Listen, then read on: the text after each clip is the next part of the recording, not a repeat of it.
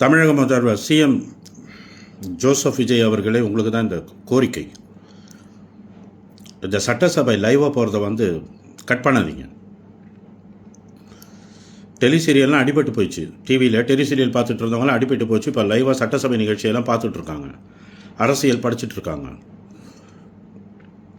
இளைஞர்களை அரசியல் பக்கம் சிந்திக்க வைத்து, அரசியல் பக்கம் தேட வைத்து, அரசியலை படிக்க வைத்த பெருமை உங்களையே சாரும். ஸோ இந்த அரசியல், இந்த லைவை கட் பண்ணாதீங்க. இப்போ திமுக காரனுக்கு மற்றவங்களுக்கு இந்த லைவில் சட்டசபை லைவாக போவதில் என்ன பிரச்சனை, என்ன அவங்களோட ப்ராப்ளம் என்ன? ஏன் சட்டசபை உள்ளுக்கு அமளித்தொமளி செய்கிறதுக்கு வசதி இல்லாமல் போயிட்டு அதுக்கா? இல்லை சட்டசபையில் அராஜகம் செய்கிறதுக்கு இப்போவே நீங்கள் பேச போக்கில் எல்லாம் சும்மா இருக்கணும், மற்றவங்க பேச போக்கலன்னா குரல் கொடுத்து சத்தம் போடாமல் பேசாமல் அடைக்க பார்க்குறீங்க. அதை மக்கள் பார்த்துக்கிட்டு தான் இருக்காங்க. ஆளுங்கட்சி தரப்புலேருந்து அவங்களோட வாதத்தை எடுத்து வைக்க முடியல, அவங்களோட கருத்தை எடுத்து வைக்க முடியல. அவங்க பேச ஆரம்பித்தோடனே நீங்கள் கத்த ஆரம்பிக்கிறீங்க, கத்தல் ஆரம்பிச்சிடுறீங்க. அது என்னத்துக்கு கத்தல்னு சொல்லி தெரியாது. ஒரு திறமையான சபாநாயகர் இருக்க போட்டு அந்த சபையை அருமையாக நடத்தி கொண்டு போகிறார். சரியா? எனிவே, ஆக இந்த சட்டசபையை லைவ் நடத்துறது கட் பண்ணாதீங்க. மக்கள் நிறைய பேர் விரும்புகிறாங்க, மக்கள் பார்க்குறாங்க.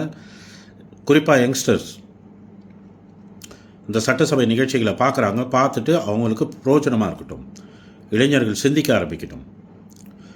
இன்னும் எவ்வளோ நாள் தான் என்னைய மாதிரி வயசானவங்களாம் அரசியலை தொத்தி கொண்டிருக்கிறது? நம்மளுக்கு பின்னால் ஒரு சமுதாயம் வரவானம், சிந்தனை உள்ள ஒரு சமுதாயம். இந்த திமுக காரன்லாம் இவ்வளோ கிட்டத்தட்ட 60 வருஷமாக எல்லாரையும் கொத்தடிமையாக வச்சுருந்தான். அமைச்சரவையில் இருக்கிறவங்க, ஆட்சியில் இருக்கிறவங்க, அதிகாரத்தில் இருக்கிறவங்க மட்டும்தான் வாழணும், மற்றவங்கலாம் வரி கட்டிக்கிட்டு சாகணும்னு சொல்லி நினச்சிட்டு இருந்தானே. அவங்களுக்கு மத்தியில் இப்படி ஒரு அரசியல் வரவேற்கத்தக்க அரசியல். இது எல்லாரும் படிக்கணும்.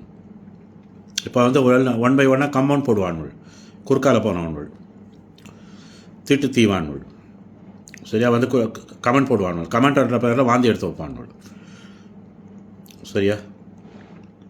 அதே மாதிரி தான் ஒரு பொண்ணு இந்த இது யங்ஸ்டர்ஸ் மீட்டிங்க்கு, விர்ச்சுவல் வாரியர்ஸ் மீட்டிங் நடத்ததில் போய் பேசியிருக்கு. அங்கே போய்ட்டு ஒருத்தன் கமெண்ட் பண்ணியிருக்கான். அவன் இன்பாக்ஸுக்கு போய்ட்டு சரியாக கொடுத்துட்டு வந்திருக்கேன். அவனுக்கு பச்சையாக கிழிச்சிட்டு வந்திருக்கேன். ஓகே. ஸோ சட்டசபையே என்ன நடக்குது, ஏது நடக்குதுன்னு சொல்லி மக்கள் தெரிஞ்சுக்கொள்ளட்டும். இளைய சமுதாயம் குறிப்பாக பார்க்கட்டும். அவங்கள வளர்த்து விடுங்க. அந்த பொறுப்பு நம்ம சிஎம் ஜோசப் விஜய் அவர்கிட்ட தான் இருக்குது, தமிழக முதல்வர்கிட்ட. சரியா? இங்கே இன்னொருத்தன் கத்திட்டுருக்கான், டே சைமன் செபாஸ்டியன் சைக்கோ, அந்த எப்படி கத்துற நீ ஜோசப் விஜய்? பார்த்துடா, பார்த்து நைட்டில் தூங்க போக்கல, கத்த போக்கல, உனக்கு சின்ன புள்ள ஒன்று இருக்குது, அது பயந்து எந்திரிக்க போகுது. சனியை பிடிச்சவனே, தானை பிடிச்சவனே, சரியா? தர்த்திரம் பிடிச்சவனே. அந்த புள்ள பயந்துட்டுன்னு சொன்னால் அது பிறகு அதுக்கு வேப்பையில சுற்றி போகணும். அது பிறகு நீ குணத்தாமா கோயிலில் குனி நின்று கூழ் ஊற்றணும். இதெல்லாம் தேவையா நமக்கு சைமன் செபாஸ்டின்? இதுக்கெல்லாம் தேவையா? நீ பெருசாக மயிரா மாதிரி கேட்குற. எதுக்கு ஜோசப் விஜய் வந்துச்சு? உன் பேர் எப்படி செந்தமிழ் சீமான்னு சொல்லி வந்துச்சு? நீயே செந்தமிழ் சீமானுக்கிட்டு திரைப்படத்துக்கு முன்னே இருந்த உண்ட பேரை கொண்டு வர்றது தானே. இவர் வருவாராம், ஓட்டு கேட்பாராம், தோற்றுருவாராம். 2026 திரும்ப நடிக்க போய்ட்டுருவார். இப்போ நடிக்க போனது யாரா நடிக்க போனது? அடே புறம்போக்கு திருப்பூர்க்கி சைமன் செபாஸ்டின் யார் இப்போ நடிக்க போனது?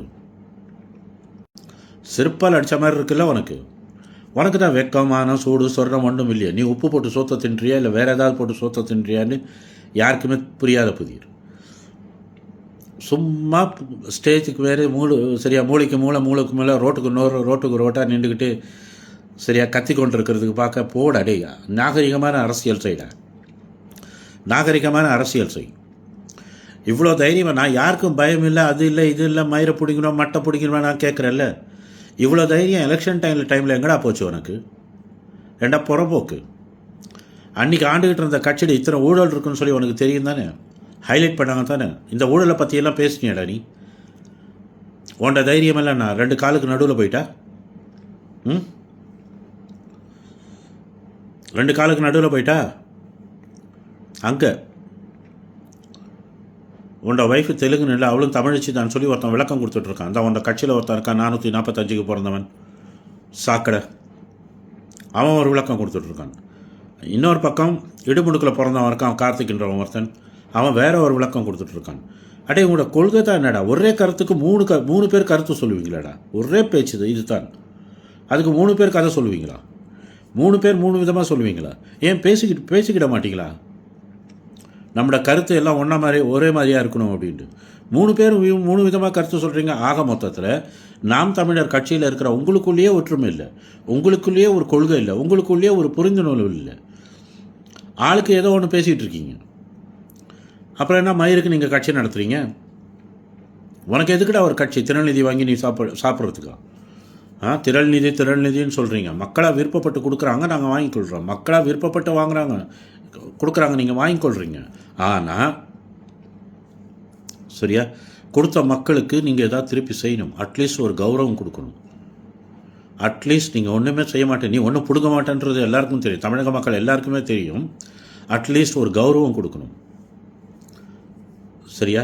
பரதேசிங்கன்னு சொல்கிற தமிழ்நாட்டு மக்களை பார்த்து நீ பரதேசிங்கன்னு சொல்கிற, யார் உனக்கு ஓட்டு போடுவா? பைத்தியக்காரங்கன்ற தமிழ்நாட்டு மக்கள் பைத்தியக்காரங்கன்னு சொல்கிற அந்த கூட்டத்தில் வந்தவன் தானே நீயும் ஒருத்தன். அப்போது பேசிட்டு நீ கேரளா கூடிடுறியா தமிழ்நாட்டு மக்களை பரதேசி சொல்கிறதுக்கு? தமிழ்நாட்டு மக்களுக்கு பைத்தியங்களும் பரதேசிங்களும் சொல்கிறதுக்கு உனக்கு என்னடா உரிமை இருக்குது? உனக்கு என்னடா உரிமை இருக்குது? பொறம்போக்கு தெருப்பொறுக்கி தமிழ்நாட்டு மக்களை இவ்வளோ கேவலமாக பேசுறதுக்கு உனக்கு யார் அதிகாரம் கொடுத்தது? இல்லை, நான் யார் அதிகாரம் கொடுத்ததுன்னு கேட்டேன். அப்போ ஏன் மயிரை பிடிங்கிட்டா திருப்பியும் போய்ட்டு அவங்ககிட்ட ஓட்டு போட சொல்லி நிற்கிற? தமிழ்நாட்டு மக்கள் பைத்தியங்கள், சரியா? தமிழ்நாட்டு மக்கள் தற்குறிகள், தமிழ்நாட்டு மக்கள் இதுன்னு சொன்னால் ஏன் அவங்ககிட்ட திருப்பி ஓட்டு போய் கேட்டு நிற்கிற? நீ போ, அமெரிக்காவில் போய் நில்லு, ஆஸ்திரேலியாவில் போய் நில்லு, இல்லைன்னா பக்கத்து ஊர் ஸ்ரீலங்கா, அங்கே போய் நில்லு. தமிழ்நாட்டு மக்கள் தான் உனக்கு இஷ்டம் இல்லை, தமிழ்நாட்டு மக்கள் தான் தற்குறி இல்லை, தமிழ்நாட்டு மக்கள் ஒன்றுத்துக்குமே லாய்க்கு இல்லாதவங்க, கொள்கை இல்லாதவங்க. கொள்கை தலைவனுக்கும் கவர்ச்சி தலைவனுக்கும் இடையில் கொள்கை தலைவன் இறந்து விட்டான், கவர்ச்சி தலைவன் வளர்ந்து விட்டான். ஓண்ட கொள்கை என்னன்னு சொல்லி தமிழக மக்களுக்கு தெரியும். சரியா? ஓண்ட கொள்கையை நீ ஒழுங்காக வச்சுருந்தேன்னு சொன்னால் மக்கள் உனக்கு ஒரு அங்கீகாரம் கொடுத்துருப்பாங்க. அதுதான் சும்மா செருப்பு சாணியில் முக்கி அடித்தாங்க, ஒரு இடத்துலையும் டெபாசிட் இல்லாமல், வெக்கமே இல்லாமல் திரும்பி வந்து பேசிகிட்டு இருக்க. ஒரே ஒரு அறிவிப்பு கொடு. சரியா? நான் செய்த முந்தைய தவறுகளை புரிந்து கொண்டு விட்டேன், இனி அந்த தவறுகளை நானும் என் கட்சி சாராரும் தெரிஞ்சு நடப்போம்னு சொல்லி ஒரு அறிக்கை கொடு. தைரியம் இருந்தால் நீ உண்மையே ஒரு அப்பனுக்கு பிறந்த ஆண் மகனாக இருந்தால் சொல்கிறா பார்ப்போம். ஒரு அப்பனுக்கு பிறந்த ஆண் மகனாக இருந்தால் சொல்கிறா பார்ப்போம். நீ என்ன தெரியுமா நினைக்கிற? நீ ஹிட்லர்னு நினைக்கிற. சட்டசபைக்கு முதலமைச்சராக வரணும்னு கனவு காணு. இப்போ வந்து கனவு காண்ற அட்லீஸ்ட் நான் சட்டசபைக்கு போகணும்ண்டு போக, சட்டசபை போய்ட்டு ஆகும்னு கத்துவ. சரியா?